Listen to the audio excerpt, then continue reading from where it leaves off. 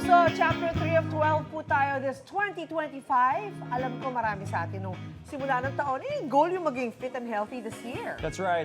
Gaya nitong nakilala natin na 32-year-old content creator na si Kenneth Semera. Oh, kalma. Baby, kalma. Grabe, lumot ang katawan. Huwag mo naman akong Dancer si Sir Oo, Kenneth. winner. At ngayong umaga, live natin siya mga kwentuhan. Ayan na. Ayan na si Kenneth! Hi, Kenneth! Good morning! Morning po. Grabe, lambot ang katawan mo, ha? Dancer eh. Ang height po ni Kenneth ay 5'5" at ang timbang naman niya ay nasa 200 kilograms. Good morning, Kenneth, and welcome sa Unang Hirit. Please join us here. Tara dito. Okay. Dito ka siguro sa kaliwa, sa tabi ni, ni Kaloy. Okay. Yeah. Please join. Andito lang. Katabi mo si Doc. Yan. Grabe sumayaw si Kenneth, ha? Baklase. Dancer Very ka ba talaga, talented. Sir Kenneth? Oo. Feeling dancer. Feeling dancer, lahat naman tayo. Feeling dancer. Oh. Uy, pero Kenneth, okay. Kwento mo naman sa amin kung paano at kailan nagsimula itong weight struggle mo. Bata ka pa lang ba, nagkaroon ka na ng problema? Hindi naman po. Siguro nung nagsimula po yung pagtaas po ng timbang ko nung pandemic po. Ah, talaga? Like everyone else. I mean, most of us. I also gained Kasi weight. po natigil po yung trabaho ko sa terminal kasi kargador po ako ng mga bagahe dun sa bus terminal sa amin sa Pasay. Oo. So, yun po, yung kumaga parang everyday na lang nasa bahay tulad ng Oo. Kaya mas lalong tumaas yung timbang ko. Kumain ka na ng kumain pagdating mo sa bahay. Kasi nga naman, sa totoo lang, di ba? Ang sarap kumain pag nasa bahay ka na. It helps you relax. And also because through COVID, parang, it helps you mentally when you're eating. For me, kasi ang dami ko na kinain sa COVID. We all did naman. It was, Pero yeah. na-mention mo, Kenneth, na ang trabaho mo before Cargador ka mo. Cargador. Now Yes, na sir. pandemic is over, ano na work mo ngayon? As of now po, full-time joyride rider po ako. Joyride rider? Yes po. Wow. So, ano ang body goals mo, Kenneth, ngayong 2025? Body goals. Unti-unti pong magbawas sa pagkain. Oo. Para mas maging healthy po. Oo. So, magbawas in a healthy way, which is slowly. Kailangan, actually sabi nila, 1 to 2 pounds per week. But then again, malalaman natin ang maya-maya lang. Para tulungan ka sa body goals mo, kasama natin this morning ang isa sa mga host ng Pinoy MD Health and Wellness, Dr. Doc Oy Balburias. Good morning, Doc. Welcome back. Yes. Thank you, Lynn. Good morning. Good morning, Doc. Kaloy. Good morning, Kenneth. So, good morning po mga kapuso. Yes, I'm here to help To you. help. Not just him, help me as well. Uy, pero Doc, di ba kasama natin si Kenneth nag-isa at may tanong siya sa inyo. Sige, Kenneth, magtanong ka na. Dok, paano ko nga pala maiiwasan yung pagkain ng mga dami? Well, Good question. yung importante sa pagkain, hindi lamang, Kenneth, yung bilang, no? Importante din yung kalidad at saka komposisyon ng iyong kinakain. Diba? Minsan nga, hindi lamang yung pagkain ang importante din. Importante din yung oras kung kailan ka kumakain. No? Tulad ng nakapagkwentuhan natin kanina, sabi mo, mahilig ka dun sa late night eating. Nako. So yan yung ganyang klase ng habit ng pagkain, ang paraan talaga para ikaw ay mag-gain ng timbang. No? Kasi lalo na pagkatapos mong kumain, ikaw ay matutulog na. No? Anong gagawin ng katawan mo doon sa iyong kinain? Supposedly, dapat i-convert siya into energy. Yeah. No? Pero hindi na siya gagamitin kasi hindi ka nagagalaw, hindi ka nakikilos. No? Anong gagawin niya? Itatago niya ito in the form of taba. Kaya dapat, yun ang una-una mong baguhin, yung late night eating. Ano ba When you oras say dapat? late night, Oo. yes. Okay. Doc. Well, ang ating katawan ay may orasan, no, o tinatawag naming biological clock. No? So, importanteng kumain lamang tayo sa oras ng alas 9 ng umaga hanggang alas 6 ng gabi. No? So dapat merong interval or pagitan ng at least 4 na oras mula sa huling pagkain mo hanggang sa oras ng pagtulog mo. So kunyari, natutulog ako ng 9 o'clock, kailangan tumigil na ako by... 5. Correct, oo. Kasi merong oras na kakailanganin ang katawan natin para iproseso lahat ng kinain mo at i-convert into energy. Kaya nga sabi nila, di ba, eat like a king sa umaga Yes. at then eat like a pauper sa Pauper sa gabi. gabi, No? oo. Kasi dahil wala ka na masyadong gagawin, dahil ikaw ay matutulog na. Di ba? Oo. So, ang gagawin ng katawan mo, wala na akong pangangailangan for energy, then ang gagawin ko, itatago ko ito, Store. i-convert ko ito sa fats. So yun, Ah, avoid that's a late night eating. Naku, Kaloy, patay tayo dyan. Hindi nga sabi ko, ngayon ko lang na-realize, 8 o'clock kumakain pa ako, bedtime ko Oo nga 9. eh. Naku yan, Doc, lagi nating naririnig yung mga meal plan these days. Pero baka marami ang nai-intimidate na baka kailangan gumastos o baka mahirap gawin yung meal planning. I-guide po natin yung mga kapuso natin kung paano po ba ito gawin sa madaling paraan. Just like us, I mean, alam ko, ako rin sa akin, ang perception ko, meal plans are expensive. So, Okay. Hindi naman natin kailangan mag-subscribe, no? Unang-una, pag sinabi nating pagkain, mga kapuso, ang ibig sabihin nito yung pagkain pong totoo, yung buo, hindi po yung prosesong pagkain, ha? So ito pong nandito sa ating harapan. Yan po ang ating pinag-uusapang pagkain, ano?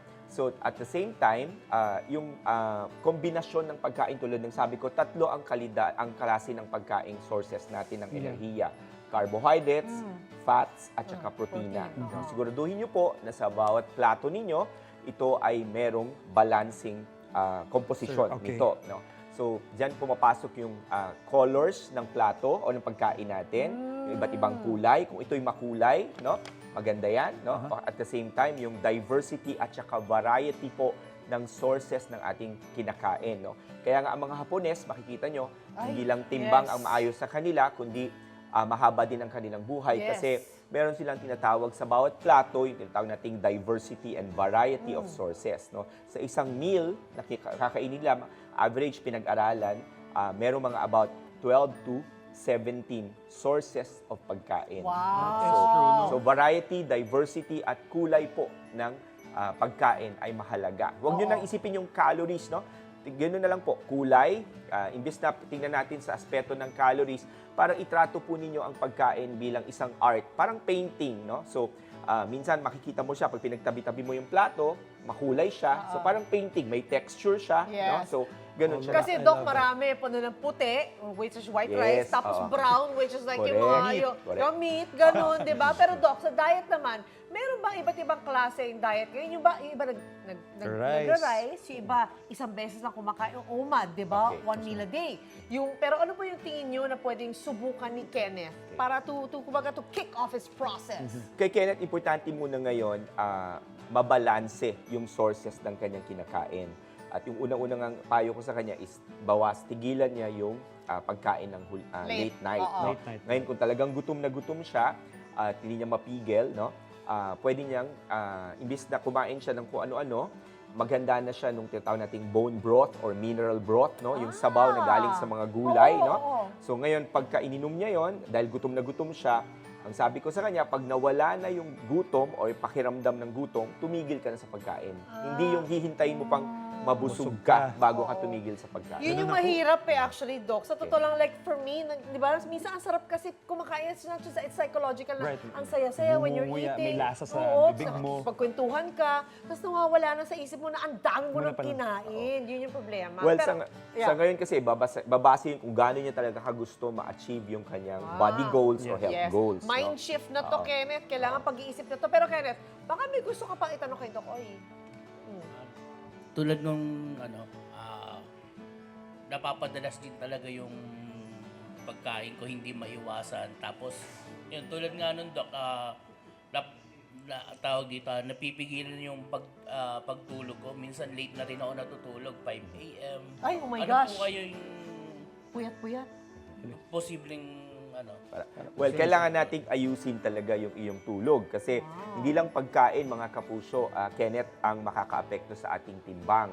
Ang ating pagtulog din. Hindi lang ang duration ng tulog ang mahalaga sa ating tulog, hindi lang ang kalidad. Importante rin po, mga kapuso, ang pattern ng ating pagtulog. Meron po tinatawag na biological pattern of sleep, no?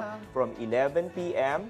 to 6 a.m. No? Okay. Kasi pag hindi mo sinusunod ang oras ng pagtulog or tamang oras ng pagtulog, unang-unang maapektuhan sa iyo ang balanse ng hormones mo. Oh 'Di ba? my Pinag-usapan natin yung relationship ng insulin at saka ng enerhiya at saka ng cortisol, no? So, sa ngayon, tinitingnan ko pa lang yung balat mo, alam ko na meron kang tinatawag nating insulin resistance, no? So, kasi ito, yung pangingitim na yan, yan ang tinatawag nating acanthosis nigricans, no? Yan ang senyales na ikaw ay may insulin resistance, Isn't no? that parang it's a start of diabetes ba? Is Yan it on yun, this, oo. the So way yan yung to- pre-morbid condition, no? Dekada ang bibilangin, Kenneth, bago tumaas ang fasting blood sugar mo. Pero sa ngayon, alam natin na mataas na talaga ang antas ng insulin sa dugo mo. Kasi nga, hindi siya nakakapasok sa loob ng cell. Kaya lahat ng kinakain mo, lalo pag kumain ka ng carbohydrates, no?